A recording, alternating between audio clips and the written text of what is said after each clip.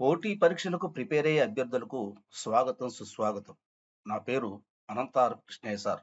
ఈరోజు మీ ముందుకు daily current affairs విభాగంలో లాన్ టెన్నిస్‌లో అత్యంత పురాతనమైన వింబుల్డన్ టెన్నిస్ క్రీడకు సంబంధించిన పూర్తి సమాచారంతో వీడియోను మీ ముందుకు తీసుకొచ్చాను. మీరు వీడియోను పూర్తిగా చూసి నచ్చితే సబ్స్క్రైబ్ చేయండి, లైక్ చేయండి. మీ స్నేహితులకు షేర్ చేయండి. మీరు షేర్ చేయటం వల్ల మీ నుండి మాకు మరింత ప్రోత్సాహం అందినట్లవుతుంది. మీ యొక్క అభిప్రాయాలను కామెంట్ బాక్స్‌లో తెలియచేయండి.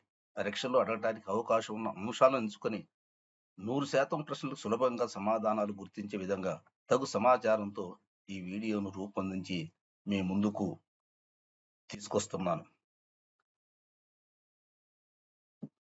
లాన్ టెన్నిస్‌లో గ్రాండ్ స్లామ్ టోర్నమెంట్లు ఎన్ని? ఏమిటి? అవి ప్రారంభమైన సంవత్సరం ఏంటిది? దాని యొక్క కోర్ట్ ఉపరితలం ఏంటిదని మనం తెలుసుకుందాం. ఆస్ట్రేలియన్ ఓపెన్ టెన్నిస్ 1905లో ప్రారంభమైంది. దీని యొక్క కోర్ట్ ఉపరితలం hard court. French open tennis దీనిని రోలాండ్ గారోస్ అనేది కూడా అంటారు. ఇది 1891లో ప్రారంభమైంది. కోర్టు యొక్క ఉపరితలం clay court. Wimbledon open tennis 1877లో ప్రారంభమైంది. గ్రాస్ కోర్టుపై ఆడతారు. యుఎస్ ఓపెన్ టెన్నిస్ 1881లో ప్రారంభమైంది. దీని కోర్టు ఉపరితలం హార్డ్ కోర్ట్. మనం ఇక్కడ వరుస క్రమంలో మనం రాయటం జరిగింది. వరుస క్రమంలో అంటే ఏంటంటే క్యాలెండర్ ఇయర్‌లో మొదటిసారిగా ఆడేది ఆస్ట్రేలియన్ ఓపెన్, రెండోసారి ఆడేది ఫ్రెంచ్ ఓపెన్, మూడోది ఏంటిదంటే వింబుల్డన్ ఓపెన్, నాలుగోది ఏంటంటే యుఎస్ ఓపెన్ టెన్నిస్. కానీ ఇందులో పురాతనమైన గ్రాండ్ స్లామ్ టోర్నమెంట్ ఏంటిదంటే వింబుల్డన్ ఓపెన్ టెన్నిస్. దీని గురించి మనం ఈరోజు తెలుసుకుంటున్నాం. వింబుల్డన్ ఛాంపియన్‌షిప్ అనేది ప్రపంచంలో అత్యంత పురాతనమైన, అత్యంత ప్రతిష్టాత్మకమైన టోర్నమెంట్. ఇది కేవలం గ్రాస్ కోర్ట్ పైనే నిర్వహిస్తారు. అంటే గడ్డి మైదానం పైనే నిర్వహిస్తారు. ఇప్పుడు ప్రస్తుతం నిర్వహించేది 139వ గ్రాండ్ స్లామ్. అంటే 149 సంవత్సరాల క్రితం 1877లో లండన్‌లో ఉన్న all England lawn tennis cricket క్లబ్‌లో తొలిసారిగా నిర్వహించబడ్డది. ప్రస్తుతం ఎక్కడ నిర్వహించారు ఇది? అంటే లండన్‌లోని all England lawn tennis and cricket క్లబ్‌లో ఈ ప్రతిష్టాత్మక గ్రాండ్ స్లామ్ టోర్నమెంటు నిర్వహించడం జరిగింది. ఈ సంవత్సరం ఎప్పటి నుంచి ఎప్పటి వరకు నిర్వహించారంటే జూన్ 29, 2026 నుండి జూలై 12, 2026 వరకు నిర్వహించడం జరిగింది. ఇది 4 గ్రాండ్ స్లామ్‌లో ఒకటి. మిగిలినవి ఆల్రెడీ మనం ప్రారంభంలోనే చెప్పుకున్నాం. మరొకసారి గుర్తు చేసుకొచ్చుకుందాం. ఏంటంటే USA open tennis, French open tennis, Australia open tennis. దీని యొక్క ప్రత్యేకత ఏంటంటే గ్రాస్ కోర్టులపై ఆడే ఏకైక లాన్ టెన్నిస్ టోర్నమెంట్ ఏమిటి? వింబుల్డన్. అత్యంత పురాతనమైన లాన్ టెన్నిస్ టోర్నమెంట్ ఏంటి? వింబుల్డన్. ఈ వింబుల్డన్ టోర్నమెంట్‌లో పురుషుల సింగిల్స్‌లో విజేత ఎవరు? Jannik Sinner. ఎవరిపై గెలిచాడు? అలెగ్జాండర్ జ్వరేవ్‌పై. జానిక్ సిన్నర్ ఏ దేశానికి సంబంధించిన వ్యక్తి? ఇటలీ. జానిక్ సిన్నర్ 4 సెట్లలో గెలవటం జరిగింది. 6-7, 7-6, 6-3, 6-4 సెట్లలో గెలవటం జరిగింది. ఈయన డిఫెండింగ్ ఛాంపియన్ బరిలోకి దిగి వరుసగా రెండోసారి విజేతగా నిలవటం జరిగింది. అంటే గత సంవత్సరం కూడా జానిక్ సిన్నర్ గెలవటం అనేది జరిగింది. ఈ విజేతకు ప్రైజ్ మనీ ఎంతంటే 36,00,000 పౌండ్లు. మన భారత కరెన్సీలో ఎంత? 46 కోట్లు. రన్నర్ అప్ అలెగ్జాండర్ జ్వరేవ్‌కి ఎంత? 18,00,000 పౌండ్లు. భారత కరెన్సీలో ఎంత? 23 కోట్లు ప్రైజ్ మనీగా లభించాయి. ఇక్కడ మనం తెలుసుకోవాల్సిందేంటంటే జానిక్ సిన్నర్ గతంలో ఎప్పుడైనా ఇతర ఓపెన్ టెన్నిస్‌లు గెలిచాడా అంటే Australia open tennis 2024, 2025, US open 2024లో గెలవటం జరిగింది. జానిక్ సిన్నర్ మొదటిసారిగా గెలిచిన టోర్నమెంట్ ఏంటిదంటే ఆస్ట్రేలియన్ ఓపెన్. మరి మీకు గూడా అనుమానం రావచ్చు. ఎందుకంటే ఆస్ట్రేలియా ఓపెన్ 2024లో, యూఎస్ ఓపెన్ గూడా 2024లో గెలవటం జరిగింది. కానీ ఆస్ట్రేలియా ఓపెన్ అనేది మనం ఎందుకంటే క్యాలెండర్ సంవత్సరంలో మొదటిసారిగా ఆస్ట్రేలియన్ ఓపెన్‌ని నిర్వహిస్తారు. అందువల్ల మనం ఆస్ట్రేలియా ఓపెన్‌గా మనం గుర్తుపెట్టుకోవాలి. ఆ తర్వాత మహిళల సింగిల్స్‌లో విజేత ఎవరు? ఇక్కడ ఆసక్తికరమైన విషయం ఏంటిదంటే మహిళల సింగిల్స్ తుది పోరులో అంటే ఫైనల్‌లో ఇద్దరు ఒకే దేశానికి చెందిన మహిళలు. ఏ దేశానికి సంబంధించిన మహిళలు?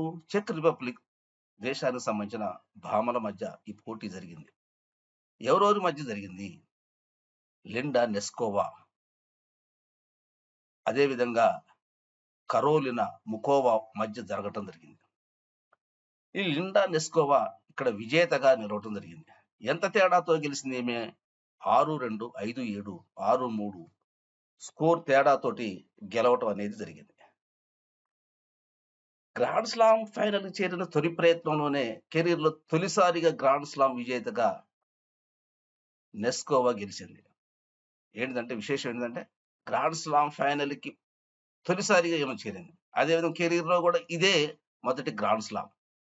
ఈ విజేతగా నిలిచిన నెస్కోవాకు 36 లక్షల పౌండ్లు, భారత కరెన్సీలో సుమారు 46 కోట్లు.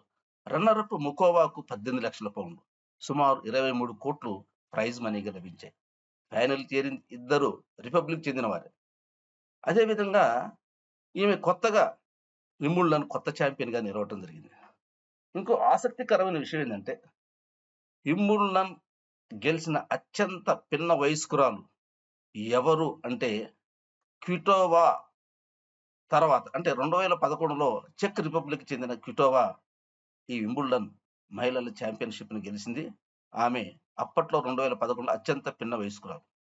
ప్రస్తుతం రెండవ అత్యంత పిన్న వయస్కురాలు ఎవరంటే నెస్కోవా. మరి ఇక్కడ మనం వింబుల్డన్ టెన్నిస్ టోర్నమెంట్ గురించి కొన్ని విశేషాలు తెలుసుకుందాం. వింబుల్డన్ పురుషుల సింగిల్స్ విభాగంలో అత్యధిక టైటిల్స్ గెలుచుకుంది ఎవరు? స్విట్జర్లాండ్కు చెందిన రోజర్ ఫెదరర్ 8 సార్లు గెలవటం జరిగింది. అదేవిధంగా మహిళల అత్యధిక సింగిల్స్ టైటిల్స్ గెలిచింది ఎవరు అంటే చెకోస్లోవియాకు చెందిన మార్టినా నవరతిలోవా 9 సార్లు గెలవటం జరిగింది. ఈమె చెకోస్లోవియాలో జన్మించింది, ప్రస్తుతం అమెరికాలో నివసిస్తుంది. ఇక్కడ మనకు గుర్తుపెట్టుకోవాల్సింది ఏంటంటే వింబుల్డన్ ఛాంపియన్షిప్ ని అత్యధిక సార్లు గెలిచింది ఎవరు అంటే మహిళలు పురుషులు అనేది చెప్పకుండా వింబుల్డన్ టోర్నమెంట్ ని అత్యధిక సార్లు గెలిచింది ఎవరంటే మార్టినా నవరతిలోవా. పురుషుల అత్యధిక సింగిల్ టైటిల్స్ ని గెలిచింది ఎవరు అనేది అంటే రోజర్. అంటే పురుషులు మహిళలు అనేది మెన్షన్ చేసినప్పుడు మాత్రమే మనకి తేడాని మనం గమనించాలి. తర్వాత పురుషుల డబుల్స్ లో గెలిచింది ఎవరు? హెన్రీ పాటెన్ బ్రిటన్, హ్యారీ హెలియోవారా ఫిన్లాండ్ దేశానికి సంబంధించిన వీరు పురుషుల డబుల్స్ ను గెలవటం జరిగింది. అదేవిధంగా మహిళల డబుల్ టైటిల్స్ గెలిచింది ఎవరంటే ఫ్రాన్స్ చెందిన మ్లదెనోవిచ్, చైనాకు చెందిన గువా హనరే జంట గెలవటం జరిగింది. అదేవిధంగా మిక్స్డ్ డబుల్స్ లో గెలిచింది ఎవరు అంటే మార్సెలో అరేవలో మరియు జెలేనా ఓస్టాపెంకో. ఇది ఏంటంటే వింబుల్డన్ 2026లో విజేతలుగా నిలిచింది ఎవరు ఏమిటి అనేది మనం తెలుసుకోవడం జరిగింది. మీరు చూసినందుకు ధన్యవాదాలు. Thanks for watching. మీరు మీ స్నేహితులకి, పోటీ పరీక్షలకి ప్రిపేర్ అయ్యే అభ్యర్థులకి ఈ వీడియోని మీరు షేర్ చేయండి, సబ్స్క్రైబ్ చేయండి, లైక్ చేయండి. Thank you for watching.